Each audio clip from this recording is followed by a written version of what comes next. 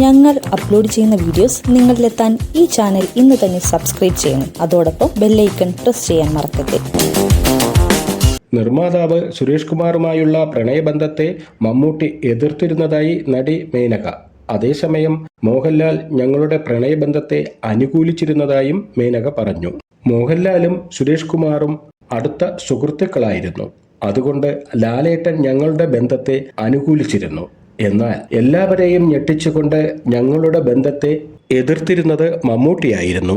ഈ കല്യാണം വേണ്ട എന്ന് അദ്ദേഹം തറപ്പിച്ചു പറഞ്ഞു. തന്നോടുള്ള സ്നേഹം കൊണ്ടായിരുന്നു മമ്മൂട്ടി ആ ബന്ധത്തെ എതിർത്തത്.